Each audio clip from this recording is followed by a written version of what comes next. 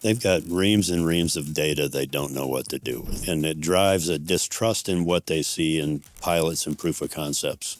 Successful scaling is a small percentage of pilots, ridiculously small, because even when it's right in front of them, they don't trust it. They get on the plane and they're literally carrying a stack of paper like this. They'd had an event on a rig that afternoon, and they're going to pick through the data, and it took them 2.5 hours. And I was talking to a gentleman in the lobby. They were more willing to take technological risk, not safety risk or process risk, to meet their objective of producing the energy they needed. Which we don't tend to do in the United States. Which we don't tend to do. Studying engineering, I was inquisitive. So I didn't just wire things that were on a drawing I knew how to read. I started asking how it worked and taking things apart. You went from wiring gas turbine to leading global teams. What would you say the most pivotal moment in your career? The opportunity to... Eric Fidler has worked in over 100 countries, from offshore rigs to high-tech labs, with a career that spans many continents and industries. He's focused on one thing: making energy smarter. Welcome to Wisdom at the Wellhead. Welcome to another episode of Wisdom at the Wellhead. I'm Kevin Fisher with Total Stream Systems. My co-host Jeff Dyke, CEO of Total Stream Systems. Today, we're joined by Eric Fidler, Digital Solutions Executive of Sensia Global.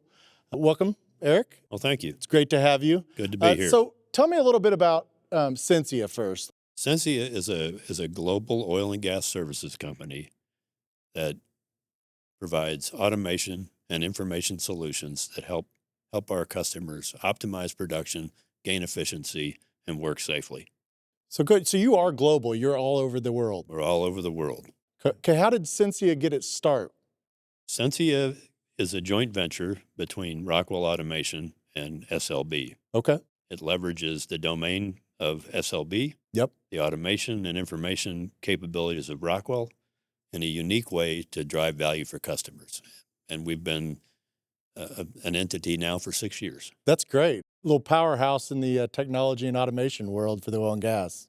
Yes. Good. So let's start at the beginning for you, Eric. What got you into oil and gas? I'm a Georgia Tech graduate, and my first year at Georgia Tech was lumpy. Yeah.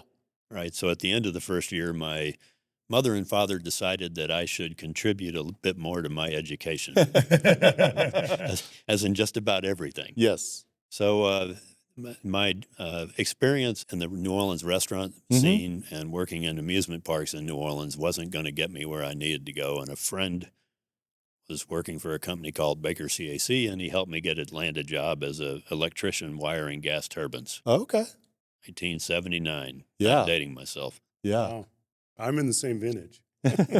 And so that naturally, studying engineering, I was inquisitive. Right. So I didn't just wire things that were on a drawing I knew how to read. I started asking how it worked and taking things apart. Yes. You know, in those days, it was a mix of pneumatics, hydraulics, and some electronic in the performance controller on the unit. Yeah. And so, we just kind of delved into all that and learned about how it worked, and that got me interested in automation. Right. So that's really the key that drew you towards automation, is just the electrical side of it? Yes. Okay. Yep. That's great. Did you see yourself going into this industry, or did you just kind of... At the time, no. Yeah. Right? When I made the choice to go in full force at graduation, I actually had the opportunity for a research assistantship in the plasma lab at the School of Mechanical Engineering. Okay. Right, so gas plasma. Yeah.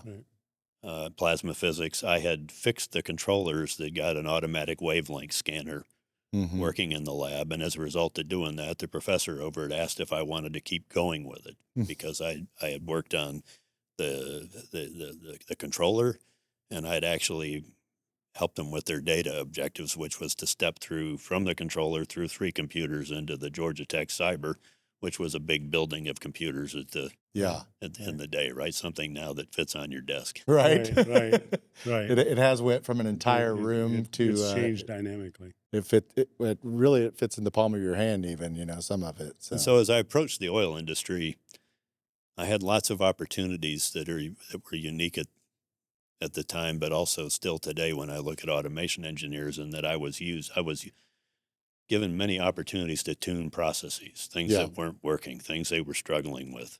Hmm. And that gave me a deep knowledge of how the production processes interact with one another, Right. Right. right? And so then as technology became available, I always tried to stay at the forefront in helping customers deploy better technology to work more efficiently, Yeah. right? Which is where we are today with an edge to enterprise approach at Sensia Mm-hmm.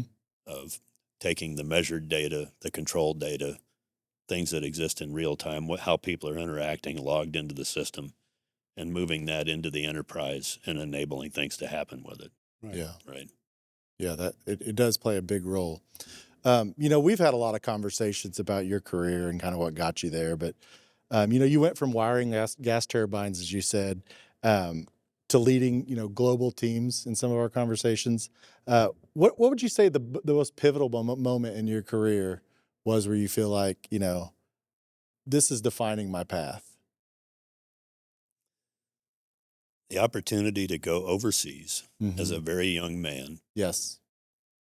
working for a small enterprise, meant I was tasked with big responsibility.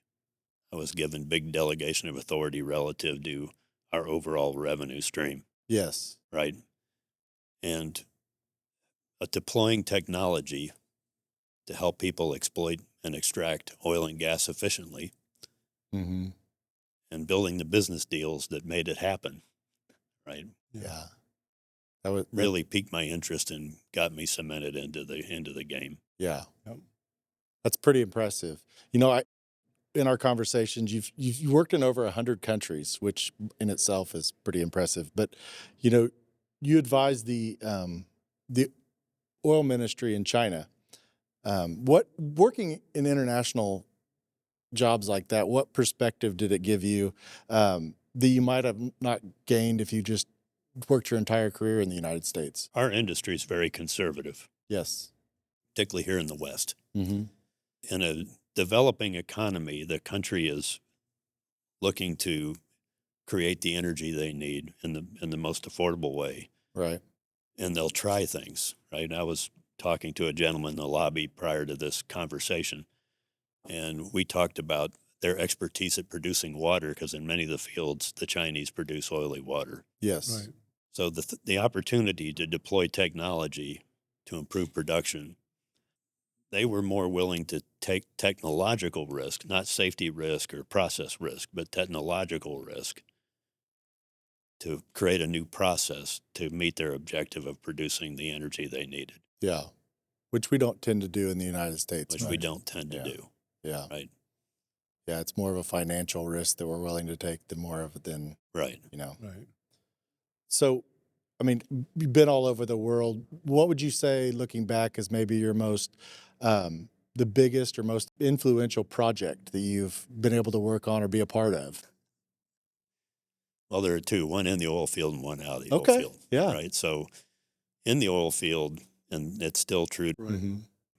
I led the design of a complete production facility in the Xinjiang province in China, Wow. Okay. Wow. right? So I got to learn of the expertise of all of the different uh, engineering design institutes in China, because they each had unique experience, and we needed to draw on all of them to create a facility. Yeah. Right. I worked as a de facto project manager and guided the project manager through how to execute the project, so that for the first time in China, they implemented a project, flowed first oil on the promised date, on budget, with the automation working. They'd never done that before, and they still haven't done it. That's impressive. That's very impressive. Right, and then the other project is outside of the oil industry. Right. Okay. It was at a time that I was leading a business unit in Rockwell in process automation, Mm-hmm. Yeah. and it was for pharmaceuticals, Okay. and it was a multi-plant standard across three major multinational pharmaceutical plants for electronic batch release, Oh, wow. which was a brand new technology Mm-hmm. that the FDA had accepted, that shrunk quarantine time on drugs that came off the manufacturing line from weeks to hours. Right. Very impressive. And for Rockwell, it was a large revenue stream. Which is kind of amazing because you assume Rockwell and Schlumberger or it's all just oil and gas, but they've got all in all the other industries too, that automation footprint all over. Oil and gas is materially significant to Rockwell Automation, Yeah, but so are automotive and steel and a few other Right, ones. right. And A good diversification. and I even when I read that business unit even had a group that did batch control in beer places. It's really everywhere, right? That's great. So when you started, and I'm going to kind of bring up what's in front of us here. We've got some automation equipment that Sensia has in their portfolio. When you started, automation meant pneumatics and hydraulics. What's your outlook on how technology has evolved over the years? I kind of look at it as, automation used to be in big panels and there used to be a lot of equipment. And now as technology grows, it gets smaller and smaller and more compact. Well, let me introduce this piece of equipment, and I'll answer your question. Yeah, that'd be great. Yeah, that'd be great. So in front of us there is an edge controller, Mm-hmm. right? So it's a unique combination of compute capability on the edge Mhm. and traditional programmable control, Yeah. so that you can uniquely marry the two to save time, optimize how the asset is performing, and implement the control in real time, dramatically shortening time. Yes. Okay. So if I take you through an example, Mhm. right? During those times I was tuning things. Yeah. I was reminded of this in conversation with a Sensia partner about a week ago. And we were talking about deploying that device to optimize individual wells. And he said, well, what happens if optimizing this well causes a problem with that well over there, and the net result is reduced production? And he cited an example of a check valve failure that when he upped the pressure on Yes. the overall grid with a new well he had optimized, he caused a backflow at the other well, and the net result was they produced less. Right. Right. And I recalled in those pneumatic days having that exact situation while I was working offshore and having to get on a boat, drive around, look at the jackets, and read the gauges. It took me all day to work into a Right. rusty check valve. With that piece of equipment, some analytics running on the edge, I can see that in real time and know instantly what's happening when I tune a well. Yeah. Yep. Total Stream Systems delivers end-to-end operational intelligence for the oil and gas industry. Our platform unifies production, asset, and financial data into one intuitive interface so operators can make faster, smarter decisions. From real-time monitoring to automated reporting, we help companies optimize production, reduce costs, and improve compliance without adding complexity. In short, we turn your operational data into actionable insights that drive performance and profitability.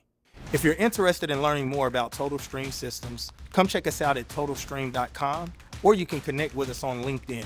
We'd love to chat with you and learn more about your organization.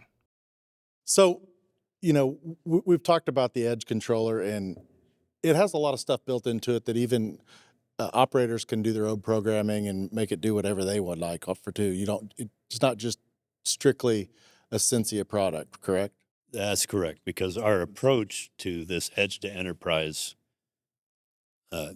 coordinated automation Yes. is to create a platform that we can go deep on where we have expertise. So Yes. electrical submersible pumps, safety, measurement, things of that nature. Right. We develop applications within that architecture Right. that drive tremendous value for customers.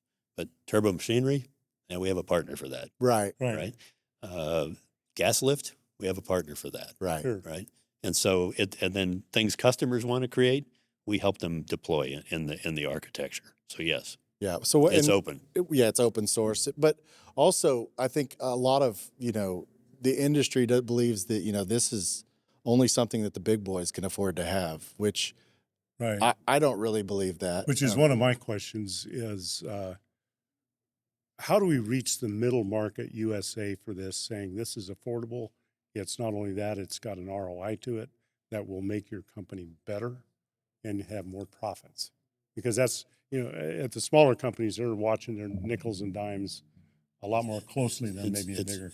It's I struggled with this when I had a startup, Yeah.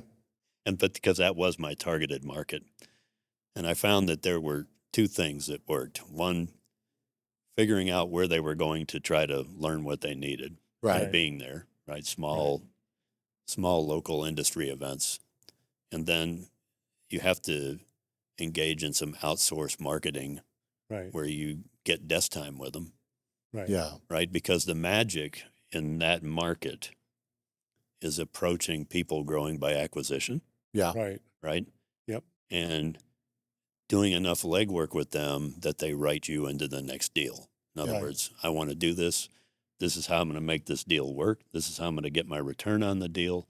Right. And this is the equipment I'm putting in, Right. right? Well, and that's exactly some of the stuff we want to bring at Wisdom at the Wellhead is overcome the perception that this is out of my reach, or overcome the perception that that's too big for me to think about, because every well operates certain mechanics. There's things that go down. And just like I relate to what you're doing, how much time it took me to just evaluate a decision before, that in itself costs money. Yes. It costs you not only opportunity money, but it costs you time and resource money. And so one of the things that attracted us to work with Sensia was your vision's the same as to what data has to do and how it has to flow. And we saw a big opportunity to take what we do, which is heavily entrenched in the middle market, and combine it with what Sensia does to bring opportunity to reality for these smaller companies, saying, hey, it's not out of reach. Yeah. No, because that's the beauty of modern technology and cloud architectures, Right. as you Right. know, right? Right. It's scale, Scalable. the ability of the outs. We provide the operations, DevOps, and keep the thing spinning. So many costs that a enterprise would have in trying to spin their own Right. are carried in a shared manner, and you just pay for the share you use through Right. through the deployment of the cloud, and that then makes the technology available to the And more mid-tier affordable. operators Right. more in an affordable way that Right. helps them get more effective in their business. Right. Yeah.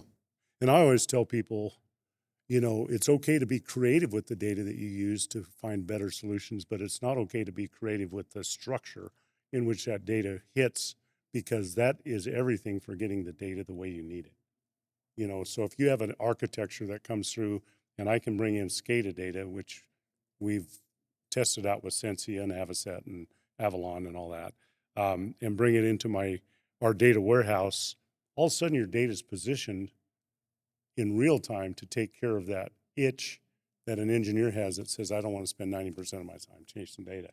Right. It's there, it's usable, it's doable. We can put it into analytics. And I know you got the OFM tool as well, which does amazing things in the way of creatively displaying data and putting it together. And so tell me a little bit about your vision for that aspect of your company. Our vision is to further connect Right. into a unified user experience Yeah. Right. the aspects that are provided by OFM and Avocet, Right. driving it into a clean, integrated fashion with the integrated enterprise.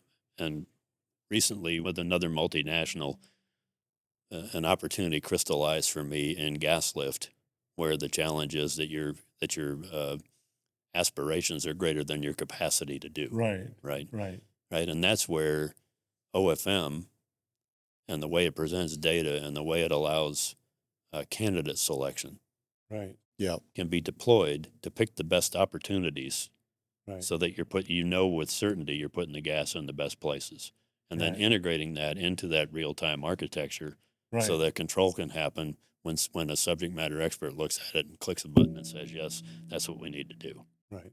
Yeah. Right. That's very cutting edge That is. solution that you're working towards.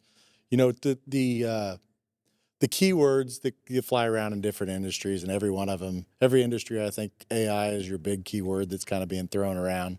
How do you see oil and gas companies in the near future, or maybe 5-10 years from now, integrating oil and gas into their everyday operations? They're attempting to right-size their organization and leverage AI to make people more effective. Yes. That's what you read about. You read all of the public press releases that are coming out of publicly traded companies, Yes. right? Our own approach to AI, where we have domain expertise, we create our own and embed it into the solution. So Right. being able to more effectively run ESPs, knowing when you need to work in your measurement equipment, knowing when you need to work on your safety equipment, we're developing in-house AI that helps people be more effective with those automation assets and with their production assets. Right. There are other areas where the industry will deploy commonly commercially available things that ask questions and kind of organize data to avoid some of the hunt that goes on when there's a challenge. And I'm always thinking of myself the story of working on converting a major drilling OEM to Rockwell, and we all took the Rockwell corporate plane from Houston up to Cleveland, and it was at the end of the day, so naturally we would have thought of a few adult beverages might have flowed, right? But Yeah. they get on the plane and they're literally carrying a stack of paper like this. Mm-hmm. They'd had an event on a rig that afternoon, and they're going to pick through the data to try to back in what happened, and it took them 2.5 hours. Yeah. Yeah. Right. Yep. And certainly there's a better answer with applied technology. Right. Right. Right. Organized data, Organized data. things to help you, analytics and AI to get you to the area of the problem Yeah. that then help you find what really happened. Do you think as our industry grows that we're going to start relying too much on, automated processes and AI? Do you think we're going to lose the just hands-on experience and people making decisions based on what they've done previously? No, I hope not, but there's certainly a risk of that. Yeah. There's certainly a risk Yeah. of that. And that goes back to something we talked about when we were researching doing this, right? So Right.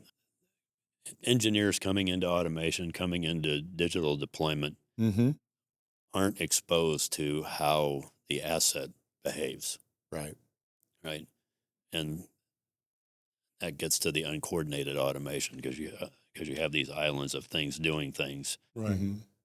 and it's pretty much a manual process in between them Yep. today in the industry. And not understanding the overall time it takes for something to react, puts the industry at risk if AI replaces all of that knowledge, because it will not. It will Right. not. Yeah. Right. It is irreplaceable. My approach is I've always told people AI is going to be good to augment what you do, but without positioning your data and without the knowledge of what you're doing, it's worthless. Correct. Yeah. And so, but it can augment what you do if you have those other pieces in place. But you've really got to understand what your equipment does. You can't just assume that it's going to make the best decisions for you. Right. What we try to enable within our architecture and anything that we think about building onto it Yeah. is driving effectiveness of subject matter expertise in the organization, right? So that it's easier for them to get to the problem and focus their time on the problem, because there's a shrinking pool of that expertise. Yes. And people are coming in that you can bring up to speed with the help of what's in AI, Mm-hmm. Right. the pool will not expand. Well, Yeah. you bring up a good point on that. Is in these smaller companies, a lot of times they don't have the expertise. And, to fully understand what they might be automating or going into that will make a difference on their bottom line. And part of what we've been attempting to do through some of our alliances here is put those resources at your fingertips, both through Sensia and through New Tech Global and the people that really know what they're doing, so that you have more immediate access to the type of expertise you need, especially as a smaller company that you may not have. Yeah. And do it reasonably where you can see a return on it. And so when you have everything digitized and everything in order and in good place, which is just a mechanic of discipline and structure, then you can take advantage of these other things that are available to further your company without necessarily developing the overhead that it takes that may be diminishing. Yeah. So you can take advantage of that and leverage that. This goes back to where we have domain expertise. We build tools Right. to help drive that, to know when you need to phone a friend, Right. right? Because the small guys they're phoning a friend if they need expertise. Right. And I Yeah. love that you got Schlumberger behind you. You know, that to me brings a whole lot of just instant credibility of years and years and years of service to the oil industry. And you're combining those ideas in a way that can bring your clients advantages that, quite frankly, they otherwise wouldn't have. Yeah. You look at the areas where we're deep in domain, the man years of experience behind what we're building is a large number. Right. Right. Yep. And that's what all this technology combining can put together to preserve that and actually let it be built upon instead of lost. Right. And I think that's part of one of the challenges that we're facing in the industry is not losing that expertise, but having the domain and the wherewithal to dig into the right sources and to have it at your fingertips, even if you can't have it in your company immediately. Well, that word you used of lost Yeah. is one of the driving factors of digitization in the industry. Capturing the knowledge, capturing the chain of events that were built around the knowledge, Right. help the younger people coming into the industry gain effectiveness faster. Right. Yeah, because I think we're in a time and period, you know, it used to be the people ahead of you explained to you and told you how everything worked and they showed you. And we're moving into a day and age that people want to know want to watch a video on how to do it, or they want to be able to read a book about how to do it. And I think that's why it's, you know, what we have to bridge that gap between losing that knowledge and catch up all the knowledge that's there that still needs to be in a form that people nowadays want to look at. Well, in that particular device, everything you need's on it. Yeah. Right.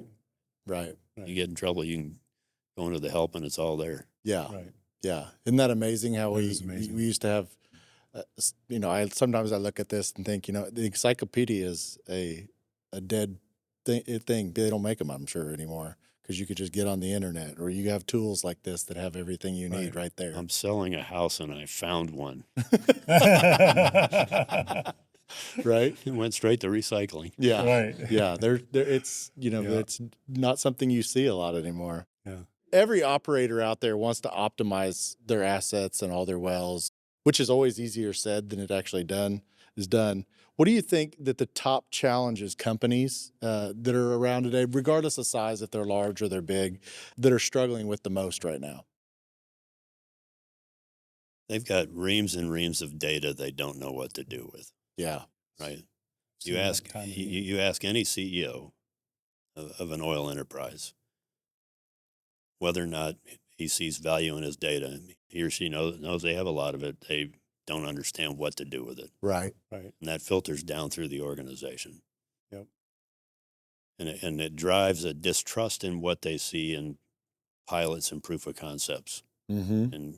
and trying to digitize or fix that problem, Yeah. right?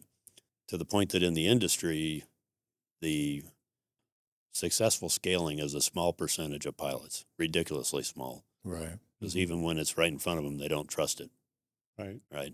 Mm-hmm. And that's a fairly large challenge today, particularly if you're trying to sell those kinds of things. Right. Right. Right. Right. Yeah. Yeah. You almost got to create a situation where you say, see, the other guy did this and you didn't, and look how much further he is than you. It's that relational thing that goes, oh, if I don't do this, I'll always be behind.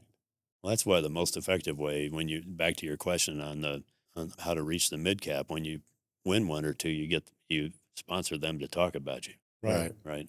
Right. Because you do create that sort of looking over. Word of oh, mouth Yeah, goes word a of mouth long goes way. a long way. What's he and- doing over there? Yeah, he's doing better than me, and Yeah. I want to win at this game too. But I think that's the way life in general works. Everybody's looking across the road to see what, you know, what Yeah. they're doing over there. Am I doing this right? You know, they seem to be pretty successful.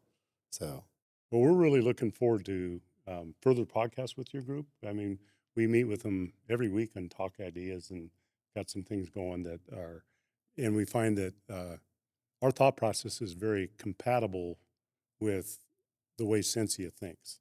You guys are obviously way more advanced in the automation and everything than we are, but on the same token, we tend to tie the technical to the financial. And so that you have a reality world where all the things we do technical have a financial impact, and all the financial decisions we have technical implications that you've got to execute. And the more you can make that stream efficient, you're going to have more profitable companies. That's back to disconnecting some of the manual processes and automating it. Right? Yeah. That's what we found attractive. Yeah, A large part of what you do is outside of anything we do, right. right?